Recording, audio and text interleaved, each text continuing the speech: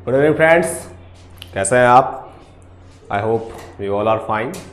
बिल्कुल फ्रेंड्स, मुझे तो आप इंग्लिश क्लासेस में देख ही चुके होंगे, मगर जो नहीं देख चुके हैं, नए नए अभी जुड़ रहे हैं, उन्हें मैं बता दूं कि वैसे मेरा नाम पीछे लिखा हुआ है, दैट्स इंटरेस्टिंग कि आप इसे भूल जाएं। बस मेरा नाम सावन है और मैं आज आपके साथ एक थोड़ा सा नया सब्जेक्ट है, MP constable general studies syllabus and previous year question paper. Friends, हम किसी भी कंपटीशंस के स्टार्टिंग तैयारी करते हैं और अगर उनके हम तैयारी करते हैं तो सबसे बड़ी बात होती है कि जो आप जब जनरल स्टडीज की करते हैं, इसमें सबसे बड़ा प्रॉब्लम होता है ये जनरल स्टडीज है, सामान्य अध्ययन। अब सवाल उठता है कि सामान्य अध्ययन में क्या पूछा जाएगा। नॉर्मली एक जो रूमर्स इसके बारे में आता है कि कुछ भी पूछा जाएगा, beyond the sky everything can be asked, कुछ भी पूछा जा सकता है जो भी इस आसमान के नीचे है। हालांकि ऐसा होता नहीं है, किसी भी एग्जामिनेशन में ऐसे कुछ भी नहीं होते हैं कि वो आकाश पाताल से पूछा जाए। कुछ दिन पहले मेरे होम स्टेट बिहार में बिहार पुलिस की परीक्षा हुई, तो कुछ मेरे ऐसे दोस्त भी थे जो उन्हें जाके दिया, कुछ ऐसे स्टूडेंट्स भी थे मेरे संपर्क में, और उनके स्टेटस यूँ थे कि भाई ये बिहार पुलिस का एग्ज़ाम जब हम देने गए तो क्वेश्चन यूपीएससी के आ गए थे। मतलब उनका कहना था कि बिहार पुलिस में जो क्वेश्चंस पूछे गए थे वो बहुत ज़्यादा अल्टरनेटिव लेवल के थे, कुछ भी पूछ दिया गया था और उनकी कंपैरिजन यूपीएससी से कर दी गई थी। तो अब ऐसे इस कंपैरिजन का आधार क्या था? पहली चीज़ यही कि हम लोगों को ये लगता है कि यूपीएससी कैसा एग्जामिनेशन है, इसमें कुछ भी पूछा जा सकता है, जनरल स्टडीज उनमें बेस्ड होते हैं और मतलब कहीं से भी उठा के जीके पूछ दिया जाता है। और बिहार पुलिस में जो ऐसे गए होंगे जिन्हें बहुत सी चीज़ों की जानकारी नहीं होगी, वो ऐसे सीधे सीधे घोषित कर चुके होंगे कि बहुत बाहर का क्वेश्चन आया था, कुछ भी संभव नहीं था। फ्रेंड्स, जो एमपी कांस्टेबल का एग्जामिनेशन है ये एक्सक्यूजेज है कि जो क्वेश्चंस हैं वो बहुत बियॉन्ड आते हैं, हम कुछ भी पढ़ लें फिर भी कुछ ना कुछ छूट ही जाता है। ऐसा होता बिल्कुल नहीं। जनरली हमारा ध्यान उन 3-4 क्वेश्चंस पे होता है जो टफ होते हैं, बहुत ज़्यादा मतलब अलग लेवल से पूछे जाते हैं। ठीक है, उन पर किसी का बस नहीं चलता, बट आप इसे ऐसे भी देखें कि अगर वो क्वेश्चन टफ है तो सिर्फ आपके लिए नहीं होगा, सबके लिए होगा। फ्रेंड्स, सेशन स्टार्ट करने से पहले मैं ये चाहता हूँ कि आप में से जितने भी लोग लाइव हैं और जितने भी और आपके फ्रेंड्स अगर कोई लाइव होना चाहते हैं, जुड़ना चाहते हैं, तो जल्दी जल्दी जुड़ जाएं ताकि मैं सेशन स्टार्ट कर सकूँ। तो ये बातें मुझसे आपसे कहनी थी। सेशन स्टार्ट करने पहले मैं बता दूं कि जो मेरे अपकमिंग वीडियोज होंगे वो आपके पूर्णतः एमपी कांस्टेबल के सिलेबस पर होंगे, उससे बाहर बिल्कुल भी नहीं होगा। जितने भी सिलेबस हैं मैं बता दूं कि मैं अपने अपकमिंग वीडियोज में मैं उन्हें कैसे एक्सप्लेन करूंगा। फर्स्टली मैं उनका कॉन्सेप्ट आपको बताऊंगा कि ये कुछ चीज़ें हैं, कुछ इंपॉर्टेंस हैं, और फिर उससे रिलेटेड प्रीवियस ईयर्स के जो क्वेश्चन पूछे गए थे। जैसे मुझे ऐसा लग रहा है कि 2017 या 2017 में लास्टली इसके एग्जामिनेशन हुए थे, तो अब 4 साल के बाद है, एक अच्छी अपॉर्चुनिटी भी आपके पास है। और सबसे बड़ी बात, जनरल स्टडीज के सिलेबस है, अगर आप उस पर फोकस्ड होकर रहते हैं, उन्हीं के इर्द गिर्द होकर रहते हैं, तो कोई ज़रूरत नहीं होती है कि आप बहुत ज़्यादा किताबों को पढ़ें, एक एक विषय पर पंडित बन जाएं। बिल्कुल भी ऐसा नहीं होता है। मोस्टली ये होता है कि हमारा ब्रेन, हम अपने ही फियर में रहते हैं। तो फ्रेंड्स, प्लीज़ आप इस सेशंस से मेरे साथ जुड़े, लाइव इंटरेक्ट करें और हम इस सेशन को आगे बढ़ाते हैं। सबसे पहले मैं आपको सिलेबस पे लेके चलता हूँ। ये सिलेबस है जो एमपी कांस्टेबल में दिया गया है। इस सिलेबस को मैं थोड़ा सा लार्ज करता हूं, अगर आपको, चलिए हम एक एक करके सिलेबस के एक एक पॉइंट्स को डील करेंगे और फिर जो अपकमिंग क्लासेज होंगी उसमें मैं सिलेबस के इसी पॉइंट्स पे जो भी इंपॉर्टेंट नोट्स है या जो भी इंपॉर्टेंट क्वेश्चंस होंगे उनको डील करूंगा। Okay friends, so let's start. देखिए, पहला जो सिलेबस में उन्होंने मेंशन किया है, famous places in India, Bharat के प्रसिद्ध स्थान। अब मुझे नहीं लगता कि आप में से कोई ऐसे हैं जिन्हें यह बताने की जरूरत है कि फेमस प्लेसेस क्या होते हैं। वो स्थान जो काफी प्रसिद्ध हो, जैसे अब आप देखेंगे जब मैं प्रीवियस जो क्वेश्चन डील करूंगा तो उसमें से कोई भी क्वेश्चन सिलेबस के बाहर नहीं जाता है। हाँ, कुछ अगर करंट अफेयर्स के कुछ क्वेश्चन ऐसे हो जाए जो निश्चित रूप से बहुत अलग ढंग के हों तो उनके बारे में कुछ नहीं कहा जा सकता, but mostly question to the syllabus होते हैं और सिलेबस के काफी टच में होते हैं, काफी सपोर्टिव होते हैं। तो पहला है friends, famous places in India, Bharat के प्रसिद्ध स्थान। तो भारत के प्रसिद्ध स्थान में क्या क्या है? ताजमहल है और भी कई प्रसिद्ध स्थान, जैसे आप देख सकते हैं लाल किला एक फेमस स्थान है। फिर आप कुछ स्थान जो सांस्कृतिक रूप से प्रसिद्ध होते हैं, जैसे बनारस, वाराणसी, काशी। कुछ स्थान औद्योगिक रूप से प्रसिद्ध हो सकते हैं, कानपुर, या फिर कुछ स्थान इलेक्ट्रॉनिक रूप से प्रसिद्ध हो सकते हैं, जैसे भारत की इलेक्ट्रॉनिक राजधानी कृष्ण मीरा, गुड इवनिंग, जैसे कि बेंगलुरु जैसी सिटी। तो ये कुछ सिटी ऐसी होती है जो कि बहुत फेमस होती है। तो जो फेमस प्लेसेज है, स्थान है, शहर है, तो वो सब भारत में है। ठीक है, हिल स्टेशन कौन सा है, फिर ये बताया जाए कि कुछ जगह ये भी होते हैं जहाँ पर हम कई तरह की चीज़ें करते हैं, बंदरगाह वगैरह सब, तो वो सारे इसमें पूछे जाते हैं। जो प्रमुख फेमस प्लेसेज हैं उनके बारे में मैं क्वेश्चंस जैसे जैसे हम देखते चले जाएंगे कि प्रीवियस ईयर में क्या पूछा गया, उस हिसाब से फिर हम तय कर लेंगे। जो सेकंड पॉइंट है फ्रेंड्स, ये बहुत ही अच्छा पॉइंट है, और इस व्यू से भी नहीं कि आपको इसके एमपी कांस्टेबल की जरूरत पड़ेगी, लगभग हर एग्जामिनेशन में इसकी जरूरत पड़ती है। और वैसे भी एक पढ़े लिखे व्यक्ति, एक एजुकेटेड व्यक्ति से आशा की जाती है कि उसे इन चीज़ों के बारे में जानकारी होगी। तो ये सेकंड पॉइंट्स आपका दिया गया है, बुक्स एंड ऑथर, मीन्स की जो किताबें हैं, कौन कौन सी प्रमुख किताबें हैं जिन्होंने वर्ल्ड को बदलने में बहुत योगदान दिया है, और इसके ऑथर कौन कौन है, राइटर्स कौन कौन है। फॉर एग्जाम्पल तो आप जान सकते हैं कुछ प्रमुख किताबें आप भी जानते होंगे, वॉर एंड पीस है। फिर अगली किताब आप कुछ जो क्राइम एंड पनिशमेंट को ले सकते हैं, भारतीय लेखकों ने भी कई लिखा है, गोदान, गबन, प्रेमचंद के कई हैं, मैला आंचल रेणु का है, उसी तरह से महादेवी वर्मा का निहार दीपशिखा, सुमित्रानंदन पंत का लोकायतन, निराला की कई पुस्तकें हैं जिनमें राग विराग प्रमुख है, कई उपन्यासकार, आधुनिक युग में अज्ञेय को नाम आपने सुना होगा, और भी कई चीज़ें ऐसी हैं जो आधुनिक दौर में बहुत सी कविताएं हैं, बहुत से ऐसे किताब हैं जिन्होंने लिखा। हाल के दौर में भी आप चेतन भगत को जानते होंगे जिनकी कई किताबें आ चुकी हैं, इन पर मूवीज़ भी हैं, रविंद्र सिंह की है, फिर अरुंधति राय, सलमान रुश्दी, तो एक तरह से एक बड़ा संसार है। तो हम सिर्फ इनमें उन्हीं पे फोकस रहेंगे जो बहुत फेमस हैं और जिनकी किताबें आजकल प्रोमिनेंटली वे में आगे बढ़ रही हैं, जिनको आजकल खूब पढ़े जा रहे हैं। और इससे पहले भी जो प्रमुख किताबें हैं सिर्फ प्रमुख किताबों पर, और उनके लेखक कौन है, जैसे रामचरितमानस के लेखक कौन है, इस तरह के प्रश्न पूछे जाते हैं। और फ्रेंड्स नेक्स्ट है science and innovation.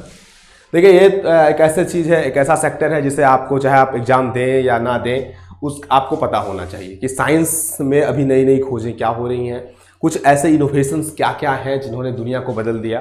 For example friends कि ये सोचें कि कोई एक ऐसा व्यक्ति जो टैक्सी से जा रहा हो, अब कहीं उसने टैक्सी बुक की हो, रास्ते में टैक्सी वाले को कुछ मन होता है कि मुझे नहीं जाना, वो उस सवारी को वहीं उतार देता है, उसका सामान निकाल देता है, कहता है कि आप भाड़ा रख लो, मुझे टैक्सी लेके नहीं जाना है। ये व्यक्ति वापस आता है और सोचता है कि ऐसे कितने लोग इस समस्या का सामना करते होंगे, और वो फिर ओला की स्थापना करता है, जो आज जान रहे हैं कि लीडिंग कंपनी है। तो अब ये है इनोवेशन, नया तरीका, कुछ नया करना है ना, इनोवेटिव करना, दैट्स कॉल्ड इनोवेशन। अमर साहू फिर आ गए सर, क्या करें, आना पड़ता है। साइंस आप जानते हैं विज्ञान, तो विज्ञान किसे कहते हैं, इस बारे में कई परिभाषाएं आपने रटी होंगी, बट मेरे हिसाब से विज्ञान वो है जिसे हम तर्क के द्वारा साबित कर सकते हैं। अगर आप किसी चीज़ को कई लॉजिक्स देते हैं, फिर उसका आर्ग्यूमेंट करते हैं, काउंटर आर्ग्यूमेंट करते हैं, और इसके बाद हम एक निष्कर्ष पर पहुंच सकें, तो that's called science. Okay friends, तो साइंस और इनोवेशन, साइंस के अंतर्गत जानते हैं इसकी कई शाखाएं हैं, फिजिक्स है, केमिस्ट्री है, बायोलॉजी है।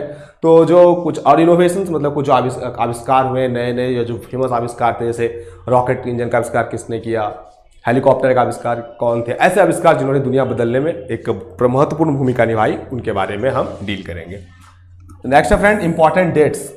ये भी हमें एक अवेयर नागरिक होने के नाते पता होना चाहिए कि हमारे इंपॉर्टेंट डेट्स कौन कौन है। गणतंत्र दिवस कब आता है, स्वतंत्रता दिवस कब आता है, हमारा शहीद दिवस क्या होता है, वो कब है, वायुसेना दिवस कब है, नौसेना दिवस कब है, अगर एमपी से रिलेटेड कोई और भी वर्ड इस तरह से हों, जुड़े हुए हों, एमपी का स्थापना दिवस कब है, वन पर्यावरण दिवस कब है, जल दिवस कब है, तो कुछ ऐसे 25-30 दिवस होते हैं जिनके बारे में हमें जानकारी रखनी चाहिए।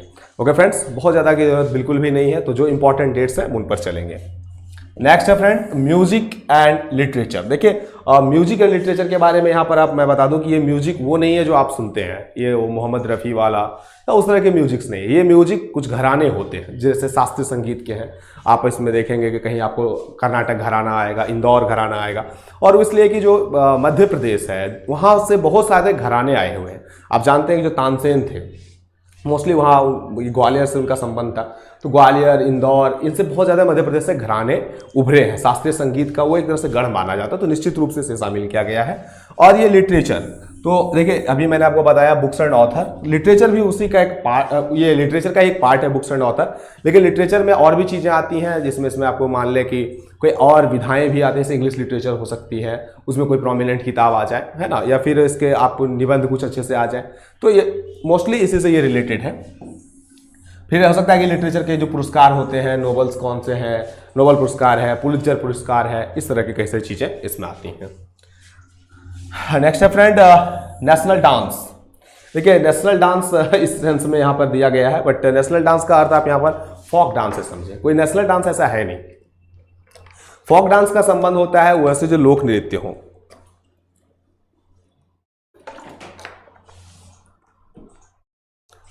कुछ फोक डांस के बारे में आपने भी सुना होगा, बिहू है, पंजाब में भांगड़ा होता है, बिहार में लौंडा नाच होता है। तो ये सब यहाँ पे एक्चुअली वो फोक डांस है।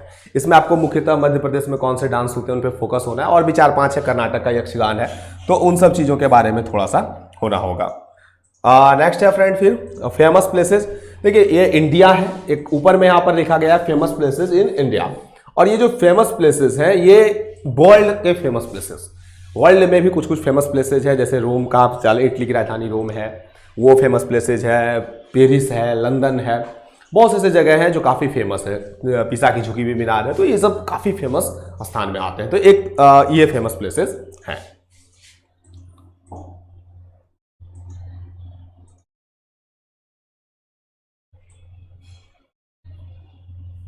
ओके,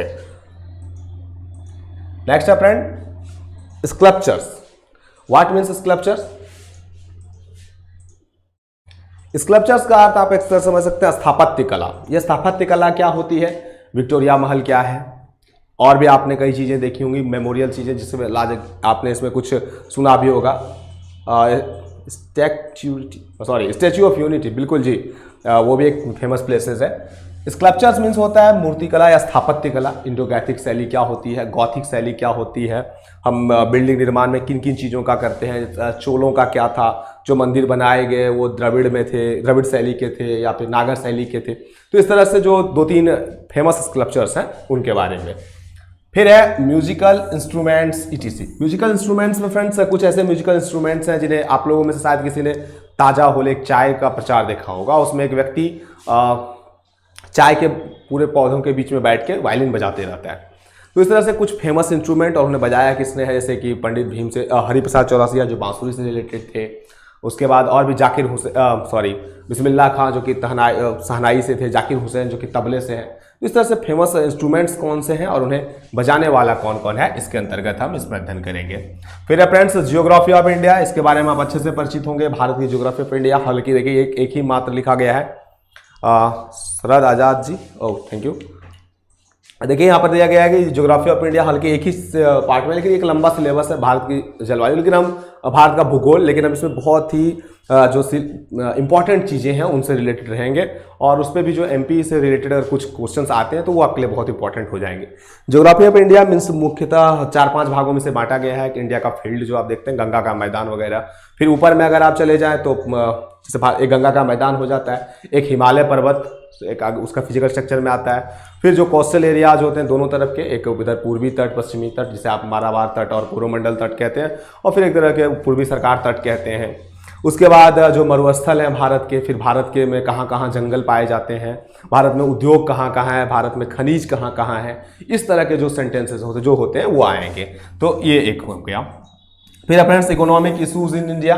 तो economic issues in India means GDP क्या होती है, वो भारत की रेट क्या रही है, जीएनपी क्या होती है, उसकी भारत में रेट क्या रही है, भारत में एम्प्लॉयमेंट कैसा रहता है, क्या एम्प्लॉयमेंट को लेकर सही चीज़ें बढ़ती, तो इस तरह की जो चीज़ें होंगी वो इसमें आएंगी। या फिर भारत में कौन कौन से नए प्रोग्राम्स लॉन्च किए गए हैं, उन प्रोग्राम्स फंडिंग क्या होती है, बजट क्या होता है, इकोनॉमिक सर्वे में क्या कुछ बातें कही गई हैं, तो इस तरह से जो इंपॉर्टेंट चीज़ें हैं वो इसमें आएंगी। फ्रेंड्स एक और यहाँ पर है नेशनल न्यूज करंट। देखिए नेशनल न्यूज़ के बारे में है कि जो राष्ट्रीय ऐसी न्यूज़ जो कि अभी बहुत प्रोमिनेंट आ रही हैं, और आप जब एमपी कांस्टेबल देने जा रहे हैं तो मोस्टली कि वो एमपी से रिलेटेड अगर कुछ ऐसी होती है, जैसे मान लें कोई राष्ट्रीय कोई हमारे संसद ऐलान करते हैं, मंत्री करते हैं कि हम एमपी में कुछ ये खोलने जा रहे हैं, या फिर ये हो रहा है कि भाई एमपी में ये बनने वाला है, मध्य प्रदेश एक ऐसा स्टेट बन गया है, ऐसा राष्ट्र बन गया है, तो ऐसे जब स्टेटमेंट आएंगे तो आप उसे नेशनल न्यूज़ के अंतर्गत रख सकते हैं। फिर इंटरनेशनल इशूज हैं। इंटरनेशनल इशूज के बारे में आप जानते हैं। देखिए यहाँ पर इंटरनेशनल इशूज के बारे में कोई ऐसी चीज़ें नहीं कि आपको बहुत लंबी चौड़ी इसकी तैयारी करनी होगी, हर चीज़ पर नज़र रखना होगा, ऐसा कुछ नहीं है। कुछ महत्वपूर्ण, बहुत ही महत्वपूर्ण इंटरनेशनल न्यूज़, जैसे कोरोना वायरस कहाँ से उत्पन्न हुआ था, या फिर कुछ ऐसा इशूज आता है कि अगर मान लें 2 देश में लड़ाई हो रही है, या फिर कुछ ऐसे को लेके जब किन 2 देशों में अभी ट्रेड वॉर चल रहा है, वैसी चीज़ें जो इन्होंने दुनिया को जो इंटरनेशनल लेवल पर बहुत ज़्यादा प्रभावित करते हैं, आपको सिर्फ उनमें उन कुछ घटनाओं के बारे में जानकारी रखनी है। बस फ्रेंड, हो गया।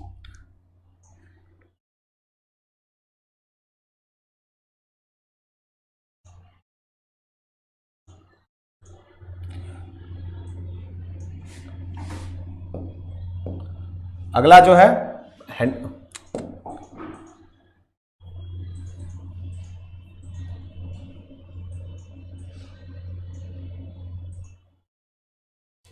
आइए फ्रेंड्स, एक और है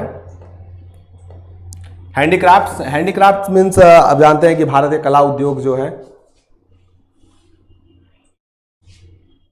जीडी में सर इंग्लिश भी पूछता है। हाँ बिल्कुल, जीडी में अगर बिहार जीडी की आप बात कर रहे हैं उसमें इंग्लिश हिंदी दोनों पूछे जाते हैं। आप ये आपके ऑप्शंस पे होता है कि आप क्या चूज करते हैं, इंग्लिश या Hindi.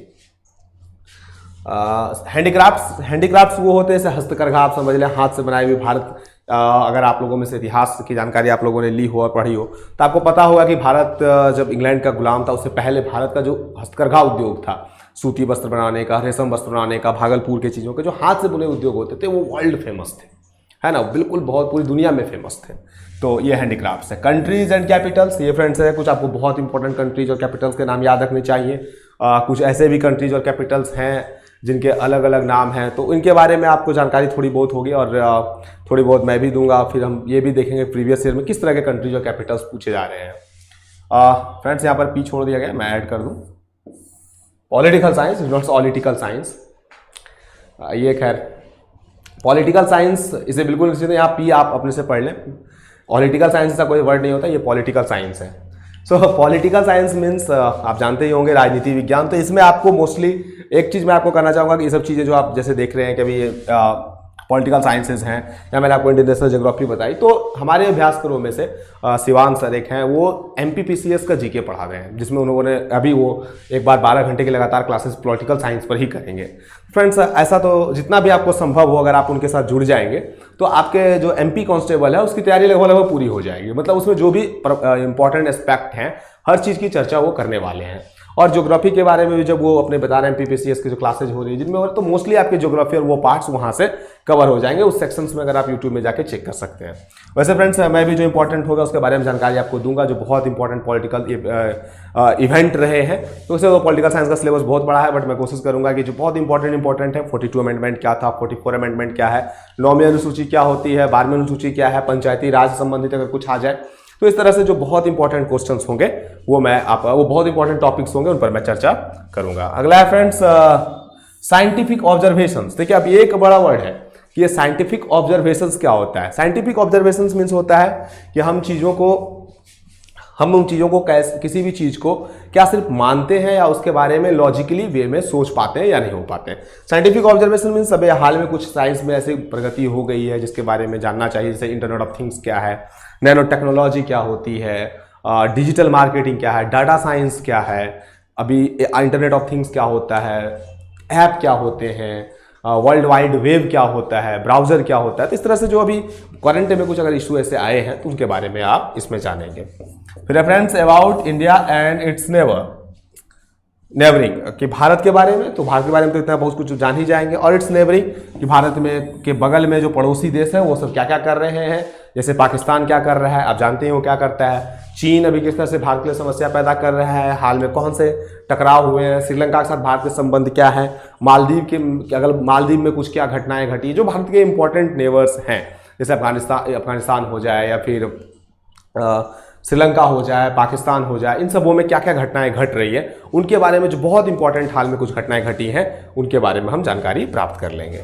Okay friends, neighbouring countries. फिर है फ्रेंड्स न्यू इन्वेंशन कि अभी हाल फिलहाल में कुछ ऐसी खोजें जिन्होंने कि दुनिया को बदल दिया है, न्यू इन्वेंशंस जिस पे नोबेल पुरस्कार वगैरह भी मिले हैं। जैसे अभी आप जान रहे हैं कि बायो क्लॉक के बारे में बातें की जा रही थी, बिग बैंग थ्योरी को फिर बढ़ाकर क्वार्क पर लाया गया था। तो इस तरह से कई नई नई चीज़ें हुई हैं जिनके बारे में हमें जानना है, तो वो जो एकदम न्यू इन्वेंशन है उसके बारे में थोड़ी बहुत जानकारी। एक और फ्रेंड्स, कभी कभी हमें कुछ चीज़ों में अपने कॉमन सेंस का भरपूर प्रयोग करना पड़ता है, क्योंकि अगर आप सिर्फ सेंस का प्रयोग करेंगे तो आप चीज़ों को समझ नहीं पाएंगे। जैसे फ्रेंड्स आप इस वर्ड को देखें, यहाँ पर ओ होना चाहिए था, मैं जोड़ रहा हूँ, हो सकता है कभी कभी टेक्निकल टीम से ऐसी गलती हो जाती है। ये ऑर्गेनाइजेशन है, ठीक है, ये सिर्फ ये कोई वर्ड ही नहीं होता है ऑर्गेनाइजेशन सा, तो ये आप वो मान लें। ऑर्गेनाइजेशन मीन्स आप जानते हैं संगठन, और एक्चुअली ये वर्ल्ड ऑर्गेनाइजेशन के बारे में कहता है कि सारे जो वर्ल्ड ऑर्गेनाइजेशंस हैं वो कौन कौन वर्ल्ड ऑर्गेनाइजेशंस हैं। फॉर एग्जांपल WHO क्या है, WTO क्या है, इंटरनेशनल मॉनेटरी फंड क्या है, वर्ल्ड बैंक क्या है, इन सबों के बारे में हमें जानकारी प्राप्त करनी होगी और जो इम्पोर्टेंट हैं। Sir important means UN, mostly UN, world economic forum और यूएन के जितने पार्ट्स हैं, यूनेस्को, यूनिसेफ, इन सबों के बारे में जो फैक्चुअल थोड़ी बहुत जानकारी है वो। तो फ्रेंड्स ये है आपका सिलेबस।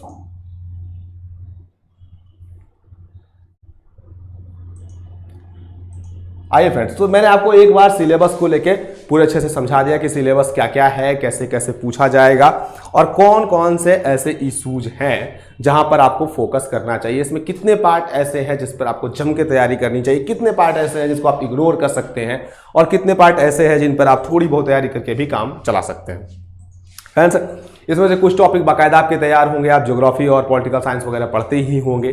थोड़ी बहुत चीज़ों के लिए आप लूसेंट की मदद ले सकते हैं। मैं ये कहूँगा कि इसमें जब आप एमपी कांस्टेबल की तैयारी कर रहे हैं तो लूसेंट के साथ जाएं, और लूसेंट में भी ऐसा नहीं है कि पूरा लूसेंट ही आपको एक तरफ से खंगालना पड़ेगा। इसमें जो इंपॉर्टेंट पार्ट्स हैं वो मैंने आपको बताया और इसमें जो बहुत ही इंपॉर्टेंट है वो मैं आपके साथ डील करूंगा, ताकि जो क्वेश्चंस है एक्चुअली आपका एग्जामिनेशन में रिजल्ट हार्ड क्वेश्चन छोड़ देने की वजह से नहीं आते कि कुछ बहुत टफ क्वेश्चन थे वो आपने छोड़ दिए इसलिए आपका रिजल्ट नहीं आया, ऐसा कुछ नहीं होता है। रिजल्ट नहीं आने की प्रमुख वजह जो होती है वो एकदम ईजी क्वेश्चन गलत कर जाना होता है, बहुत ही आसान क्वेश्चन। फॉर एग्जाम्पल फ्रेंड्स, इस बार मेरे एक दोस्त ने यूपीएससी का एग्जाम दिया था। आप जानते हैं वो सबसे टफ एग्जामिनेशन होता है इंडिया में से, तो उसमें से एक क्वेश्चन उसने बहुत अच्छे डील किए और 3-4 क्वेश्चन जो वो गलत करके आया वो बहुत ही आसान तरह के क्वेश्चन थे। जैसे एक क्वेश्चन था कि नीति निर्देशक तत्व के बारे में क्या सही नहीं है, और एक ऑप्शन था कि इसे न्यायालय द्वारा परिवर्तित कराया जा सकता है।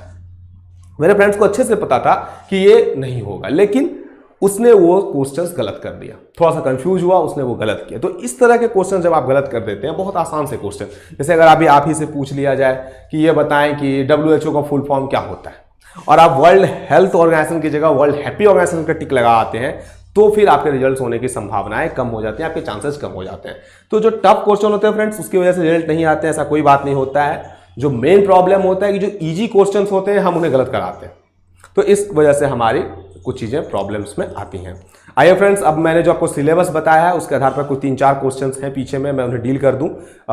मैं आपको पिछले साल कुछ जो क्वेश्चन पूछे गए हैं उससे की पीपीटी दिखा रहा हूं, वो आगे स्लाइड पे शो होगी, और आप देखें कि जो सिलेबस है क्या उससे बाहर पूछा गया है। अब मैं एक चीज़ आपसे और भी रिक्वेस्ट करना चाहूँगा, अगर आप में से कोई एमपी कांस्टेबल देने जा रहे हो या नहीं देने जा रहे हो, जो देखिए जो नहीं देने जा रहे हैं उनके लिए भी इंपॉर्टेंट है, क्योंकि आखिरकार कुछ चीज़ें ऐसी हैं जो कि आपको भी पढ़ना है विभिन्न एग्जामिनेशन के लिए। और एक एमपी कांस्टेबल हो, बिहार पुलिस हो, या कहीं भी कांस्टेबल और जीडी इस के एग्जामिनेशन हो, तो इनके लेवल लगभग सेम ही होते हैं, और जो आपसे जानकारी की अपेक्षा की जाती है वो एक सर्टेन लेवल तक ही की जाती है। तो निश्चित रूप से आपके लिए भी ये काम आ जाएगा। तो फ्रेंड्स, जो मैं आगे चलूंगा तो आप देखेंगे कि सिलेबस से बाहर क्वेश्चन बिल्कुल भी नहीं पूछे जाते हैं, इसलिए आपको घबराने की कोई भी जरूरत नहीं है। आइए फ्रेंड्स, आप मेरे साथ क्वेश्चन डील कर सकते हैं। पहला क्वेश्चन है, किसी प्रदेश के राज्यपाल की नियुक्ति कौन करते हैं? बहुत ही आसान क्वेश्चन है, मुझे लगता है ये चीजें आपको पता होनी चाहिए। चलिए मैं आपको इसमें 10 सेकंड देता हूं, अगर आप में से कोई जवाब देना चाहे।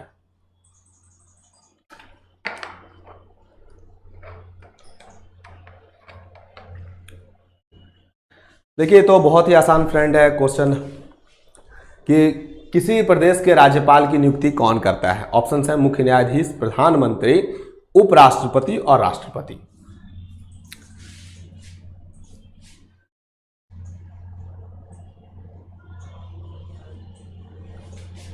ओके, चलिए हम डील करते हैं क्वेश्चंस। देखिए, अब इस तरह के क्वेश्चंस में ऐसा तो जो इसने मैंने आपको कहा साइंटिफिक ऑब्जर्वेशन या कॉमन सेंस वो क्यों काम आता है। आप मोस्टली न्यूज में ये पढ़ते होंगे या फिर ये जानते होंगे कि प्रधानमंत्री, राज्यपाल जो होते हैं वो मोस्टली प्रधानमंत्री के कहने पर काम करते हैं, या फिर जो सत्ताधारी पार्टी होती है उनके कहने पर काम करते हैं। जैसे मान लें कि बिहार के भी कोई राज्यपाल हैं और उन्हें नियुक्त किया गया है, तो अब बिहार के राज्यपाल को ये लगता है, या फिर केंद्र में अगर ऐसी पार्टी है जो जिनकी सरकार बिहार में नहीं है, सेंट्रल पार्टी अलग है और वहाँ की पार्टी अलग है, तो अब अगर उन्हें लगता है कि भाई वहाँ पे विधि व्यवस्था अच्छी नहीं चल रही, या फिर उन सरकार को हटाना है जो राज्य में है, तो फिर प्रधानमंत्री क्या करेंगे, या प्रधानमंत्री नहीं और कोई नेता यहाँ से फ़ोन करेंगे राज्यपाल को, राज्यपाल फ़ोन उठाएंगे, हुकुम मेरे आका। अब यहाँ क्या स्टेटमेंट आएगा कि भाई वहाँ की सरकार को गिरानी है। अगले सुबह राज्यपाल प्रेस कॉन्फ्रेंस बुलाएंगे और कह देंगे कि अज्ञात सूत्रों से ये पता चला है कि जो विधि व्यवस्था है राज्य की वो बिल्कुल सही नहीं चल रही। अब वो अज्ञात सूत्र कौन है, किसी को नहीं पता। हाल में ये भी आप देख रहे हैं कि उपराज्यपाल और दिल्ली सरकार के बीच में जो अधिकार है उनको लेके भी काफ़ी सारी खींचातानी हो रही है। तो अब आपके दिमाग में मान लें आप इसे मुख्य न्यायाधीश, तो ये क्वेश्चंस कैसे आपको कंफ्यूज करते हैं। पहला जो ऑप्शन है चीफ जस्टिस, अगर आप थोड़े से टीवी वगैरह देखते हो या कुछ चीज़ें पढ़ते हो तो आपको पता होगा बहुत से चीज़ों में चीफ जस्टिस आपको शपथ दिलाते हैं। तो हो सकता है आपको लगे ये भी सही है। फिर आपको लग सकता है कि प्रधानमंत्री भी, आप उपराष्ट्रपति काट सकते हैं कि चलो भाई इनका तो कोई ज़्यादा रोल नहीं है। तीन ऑप्शन आपको कंफ्यूज कर सकते हैं। लेकिन फ्रेंड्स मैं फिर से आपको कहूँगा कि आप वर्ड को देखें कि राज्यपाल की नियुक्ति कौन करता है। ओके, तो मुख्य न्यायाधीश वगैरह किसी की नियुक्ति नहीं करते, वो चूंकि न्यायाधीश है तो न्यायिक सेक्शंस के बाहर की नियुक्ति वो नहीं कर सकते। वो राष्ट्रपति को शपथ दिलाते हैं और भी उनका शपथ दिलाने का काम होता है, वो नियुक्ति वुक्ति नहीं करते हैं, जो न्यायिक क्षेत्र है उसके बाहर नहीं करते हैं। अब आपके पास दो ऑप्शंस बचते हैं, प्रधानमंत्री का और राष्ट्रपति का, और आप सबसे ज्यादा कंफ्यूज इनमें होंगे कि कहीं प्राइम मिनिस्टर तो नहीं कर देता है, क्योंकि आप ऐसा देखते हो कि बहुत ज़्यादा प्राइम मिनिस्टर का उस पर दखलंदाजी रहती है। लेकिन फ्रेंड्स प्राइम मिनिस्टर को ये काम नहीं होता। हाँ, उसकी नियुक्ति कौन करता है, तो नियुक्ति राष्ट्रपति करते हैं प्राइम मिनिस्टर के सजेशन पर। यही होता है कि जब आप उसे क्वेश्चंस के साथ पढ़ते हैं, आप उसमें देखेंगे कि साफ साफ लिखा रहता है कि किसी प्रदेश के राज्यपाल की नियुक्ति राष्ट्रपति प्रधानमंत्री की सलाह पर करेगा। देखिए, राष्ट्रपति नियुक्ति करेगा, सलाह प्राइम मिनिस्टर देंगे, आप इन्हें बना दीजिए, आप इन्हें बना दीजिए। और एक फ्रेंड्स ये भी होता है जब सलाह प्रधानमंत्री देते हैं तो राष्ट्रपति उस पर आर्ग्यूमेंट नहीं कर सकते, वो उन्हें बनाना ही पड़ता है। तो फ्रेंड्स इसका राइट ऑप्शन क्या होगा, नियुक्ति राष्ट्रपति करते हैं। देखिए, अगर इसी की क्वेश्चन को ऐसा करता किसी प्रदेश के राज्यपाल की नियुक्ति किसकी सलाह पर की जाती है, तो फ्रेंड्स फिर से प्रधानमंत्री होता। किसी प्रदेश के राज्यपाल की नियुक्ति प्रधानमंत्री के सलाह पर की जाती है।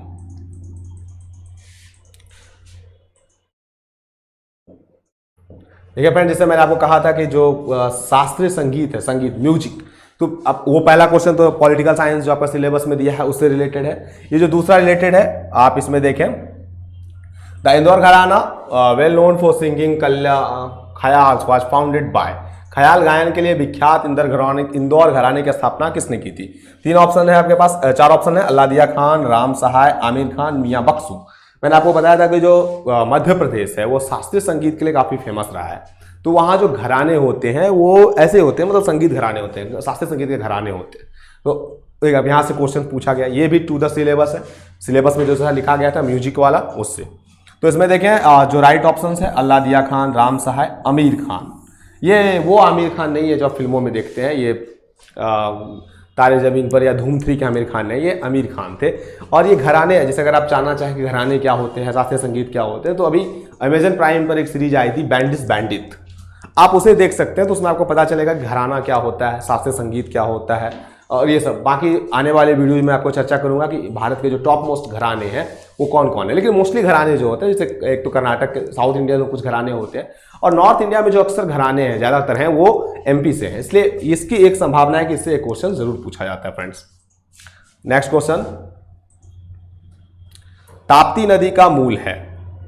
अब फिर से आप समझ सकते हैं कि भाई ये क्वेश्चन क्यों पूछ दिया गया है ना। अब ताप्ती नदी को, तापी नदी या ताप्ती नदी को ही क्यों चुना गया है, गंगा को क्यों नहीं चुना गया, गोदावरी को क्यों नहीं चुन लिया गया, तापी को क्यों चुना गया। अगर आप मध्य प्रदेश का नक्शा देखें तो आपको इसका जवाब मिल सकता है। फ्रेंड्स 4 ऑप्शंस हैं आपके पास, रायसेन जिला है, मुरूम नाला, अमरकंटक और Multai.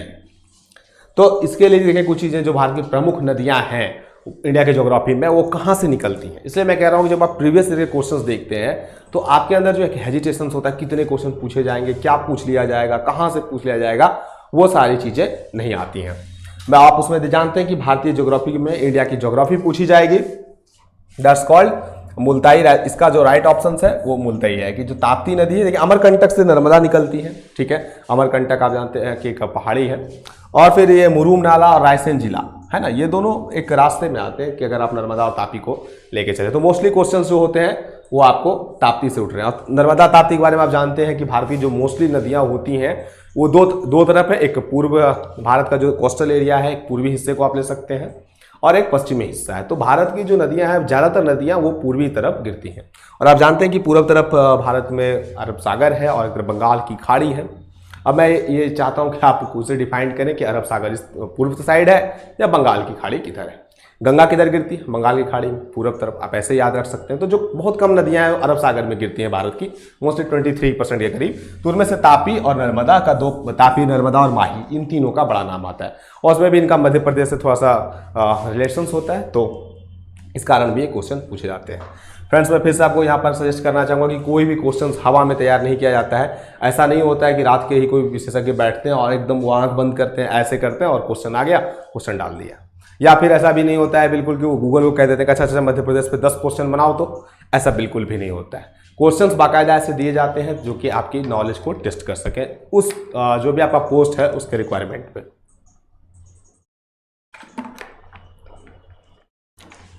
Okay friends, next question. Sister Nivedita के नाम से किसे जाना गया? अब ये देखिए, मैंने आपको कहा था ना कि जो फेमस पर्सनालिटीज हैं, है ना, जो लिटरेचर के उससे फेमस पर्सनालिटीज क्या क्या हैं, बुक्स एंड ऑथर के बाद भी जो फेमस पर्सनालिटीज हैं। अब देखिए, सिस्टर निवेदिता काफ़ी फेमस पर्सनालिटी है। ये अलग बात है कि आप उनके बारे में जानते हैं, नहीं जानते हैं, या आपको जानना चाहिए, नहीं जानना चाहिए, ये आपके ऊपर होता है। देखिए, पहला तो है Margaret Nobel, Sarojini Naidu, lady Mountbatten, Annie Besant. तो इसमें से फ्रेंड्स अब ये क्वेश्चन आपको लगेगा कि ये क्वेश्चन कहाँ से पूछ दिया गया, तो बिल्कुल टफ क्वेश्चन है, हम इसका कैसे जवाब देंगे। तो इसमें से फ्रेंड्स आप इतना समझ लें कि जो Margaret Nobel, Sarojini Naidu, lady Mountbatten और एनी बेसेंट को कभी सिस्टर निवेदिता कहा नहीं गया। लेडी माउंटबेटन की पत्नी थी। सरोजनी नायडू को भारत कोकिला कहा जाता है। अब आपके पास ऑप्शंस क्या बचता है? Margaret Nobel. तो ये मार्गरेट नोबेल जो है इन्हें सिस्टर निवेदिता कहा गया था। ये विवेकानंद के संपर्क में काफी रही थी, तो विवेकानंद की ये शिष्या भी थी। विवेकानंद ने इन्हें नाम सिस्टर निवेदिता दिया था। ओके फ्रेंड्स, तो इस ये आपको समझ में आया कि सिस्टर निवेदिता के नाम से मार्गरेट नोबेल को जाना गया था। नेक्स्ट फ्रेंड, नीति आयोग के अध्यक्ष कौन है? अब फिर से यहाँ पर एक बात आती है कि इस तरह के सवाल आप कैसे करें जो भारत के प्रोमिनेंट सेक्शंस हैं। देखिए, नीति आयोग के अध्यक्ष कौन है या नहीं है, कौन रहेंगे, जैसे इसी तरह से आपके सेंस पे क्वेश्चन पूछा जाए कि योजना आयोग के पहले अध्यक्ष कौन होते हैं, कौन थे, इस तरह से भी फिर आपको लगेगा कि ये तो बहुत बाहर का क्वेश्चन है, भाई कोई पहला अध्यक्ष हो, कितना याद करें हम। तो फ्रेंड्स आपको पता होना चाहिए कि नीति आयोग जो है वो योजना आयोग के स्थान पर ही इंप्लीमेंट हुआ है। योजना आयोग को सरकार ने हटा दिया था और फिर नीति आयोग को लागू किया था। तो नीति आयोग भारत के लिए नीति लगाता है और सिंपल सी बात है, योजना आयोग के पदेन अध्यक्ष प्रधानमंत्री होते हैं। तो नीति आयोग के भी अध्यक्ष प्रधानमंत्री ही होंगे। आप इसे मान लीजिए कि 2017 का क्वेश्चन है, तो उस समय भी प्राइम मिनिस्टर हमारे नरेंद्र मोदी थे, आज भी हमारे प्राइम मिनिस्टर वही है। तो इसमें जो ऑप्शंस है वो नरेंद्र मोदी के रूप में ही सही जाएगा कि अरविंद पनागरिया, अरविंद सुब्रमण्यम, राजीव कुमार, ये कहीं ना कहीं नीति आयोग से जुड़े हुए हैं। ये इसके उपाध्यक्ष हैं, ये मुख्य सलाहकार हैं, ये मुख्य योजनाकार हैं। तो अगर आपने नीति आयोग के बारे में पढ़ा होगा तो ये एमपी जो भी क्वेश्चन तैयार करते हैं उन्हें लगता है कि आपने इसके बारे में भी जानकारी प्राप्त की होगी, तो इसलिए वो कंफ्यूज करने के लिए देता है। बट जो आपको राइट ऑप्शन जाने हैं, जो आपको दिमाग में होना चाहिए, वो ये कि जो नीति आयोग के अध्यक्ष होते हैं, प्रदेन अध्यक्ष मीन्स कि जो भी प्रधानमंत्री होंगे एक्स ऑफिसो वो प्रधानमंत्री होगा, कि जो भी प्रधानमंत्री बनेगा वो नीति आयोग का अध्यक्ष हो जाएगा। इसके लिए कोई भी दो राय नहीं है। जो भी बनेंगे, कल को मान ले राहुल गांधी बन जाए तो फिर हो जाएंगे, लेकिन अभी जो है वही रहेंगे। ऑस्कर जीतने वाले प्रथम भारतीय कौन थे? मैंने जैसे कहा है फ्रेंड कि हमारा सिलेक्शन जो नहीं होता है वो वही होता है बहुत इजी क्वेश्चंस को डील ना कर पाने कारण। अब यहां देखें कि ऑस्कर जीतने वाले प्रथम भारतीय, इस वर्ड पर ध्यान दें, भारतीय पर मत जाए। ऑस्कर जीतने वाले प्रथम भारतीय कौन थे? क्या आप में से इसका कोई जवाब देना चाहते हैं तो वो दे सकते हैं।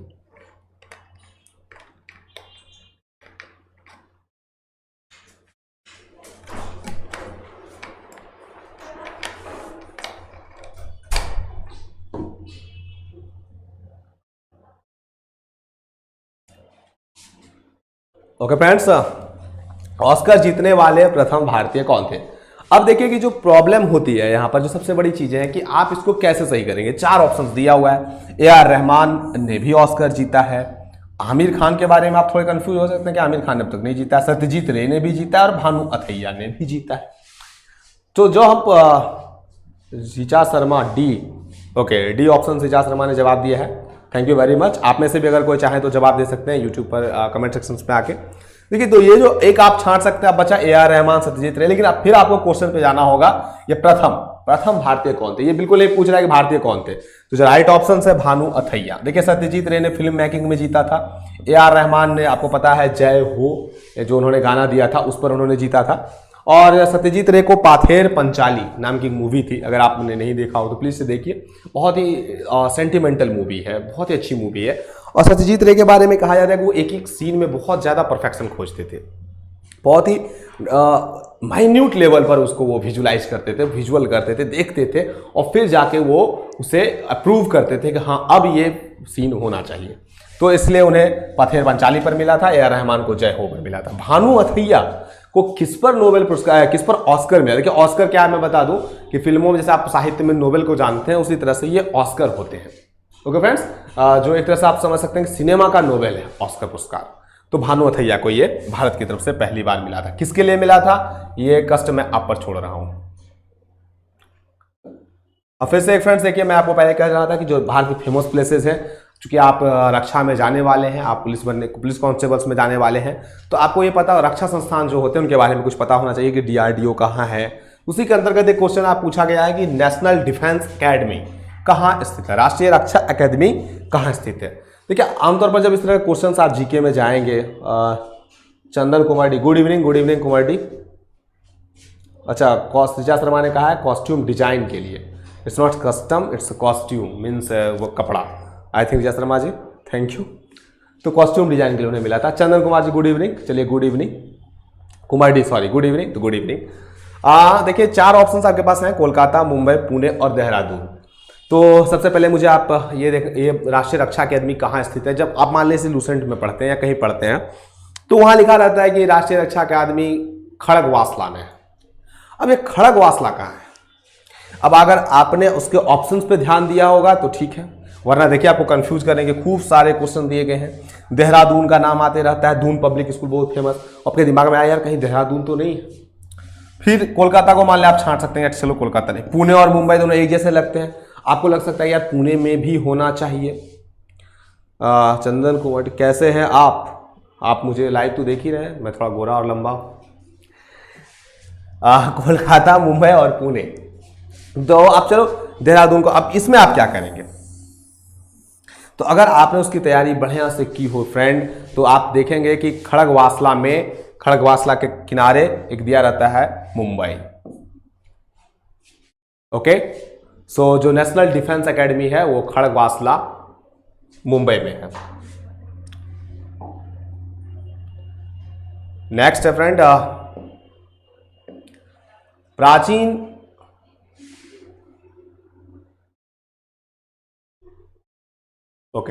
प्राचीन संगीत कला का विद्वान सदैव से किन्हें कहा जाता है।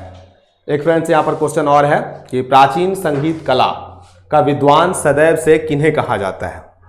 अब देखिए यहां पर एक बार फ्रेंड्स मैं फिर से चाहूंगा, ये आपके सेंस पे डिपेंड करता है। क्या आप इसी सेंस पे जा सकते हैं? ऋचा शर्मा ने उसमें सी कहा था, मुंबई, थैंक यू। आप इसी चीज को देखिए, सॉरी बोलने की जरूरत नहीं होती है, इट्स राइट, आप कर सकते हैं। पहला ऑप्शन आपका तानसेन दिया है, फिर तुलसीदास है, संत कबीर है और मीराबाई है। तो आप इसमें से ये बता सकते हैं कि इसका राइट ऑप्शन कौन होगा। आपके पास समय है। सेंस के हिसाब से आपको क्या लगता है फ्रेंड्स? देखिए यहाँ पर मीराबाई के बारे में फेमस है कि मीरा गली गली गाती थी, घूम घूम के कृष्ण के लिए गाती थी। तुलसीदास ने भी रचना की है, संत कबीर की रचनाएं भी फेमस है। लेकिन फ्रेंड्स अगर आप क्वेश्चन पढ़ेंगे तो यहाँ पर लिखा है प्राचीन संगीत कला। अब ध्यान से देखिए, गीत कला नहीं है, संगीत कला। ओके, ऋचा शर्मा जी ने एक कहा है, बिल्कुल सही। चंदन कुमार डी ने भी एक कहा है, थैंक यू वेरी मच। आप इसके आराम से आसानी से छांट सकते हैं कि अगर संगीत कला है तो इनका संगीत से संबंध नहीं था। ये संत थे, इनको संगीत में रिदम, ताल, सुर, लय इनकी बहुत ज़्यादा जानकारी नहीं थी, ये बहुत ज़्यादा उस पर ध्यान भी नहीं देते थे। तो तानसेन इज राइट ऑप्शन, क्योंकि तानसेन थे जिन्होंने कि भारतीय संगीत कला को सर्वोच्च स्तर पर पहुंचाया था। तो आप इसे सेंस के आधार पर भी लगा सकते हैं। Thank you friends. अब तो सारे क्वेश्चंस खत्म हो गए। तो ये 7-8 क्वेश्चंस जो मैंने आपको डील करवाए थे, जैसा मैंने आपको बताया, तो आप इसको देख रहे होंगे कि जो सिलेबस होता है वो आया। इस एग्जामिनेशन के माध्यम से आप ये भी समझ सकते हैं कि जितने भी कंपटीशन एग्जाम पूछे जाते हैं उन सारे में बस यही बातें होती हैं कि आपके अकॉर्डिंग टू द सिलेबस, कि जो सिलेबस है उससे ही क्वेश्चन पूछा जाता है, सिलेबस के बाहर से बिल्कुल भी नहीं होता।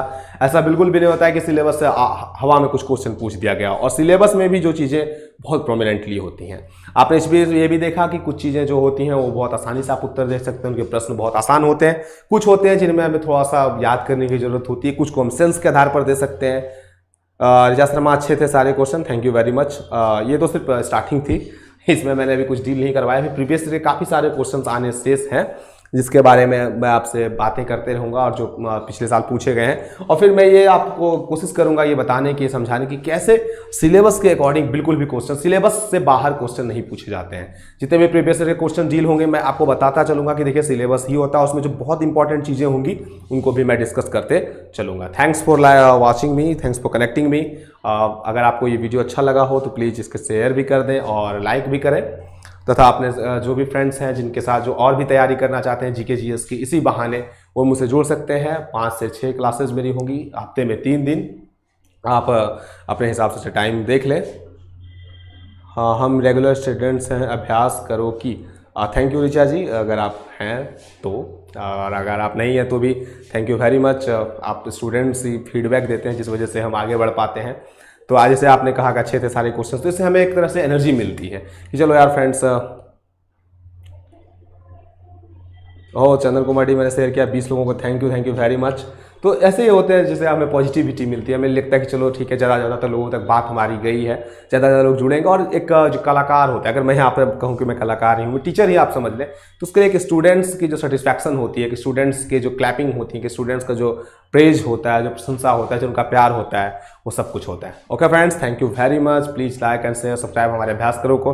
और ज़्यादा तक आप कल सेक्शन में जुड़ सकते हैं। मैं आऊँगा फिर से कुछ इंपॉर्टेंट क्वेश्चंस को लेके, कुछ इंपॉर्टेंट जानकारियाँ लेके। तब तक के लिए थैंक यू वेरी मच जुड़ने के लिए। गुड नाइट, आप स्वस्थ रहें। Thank you very much.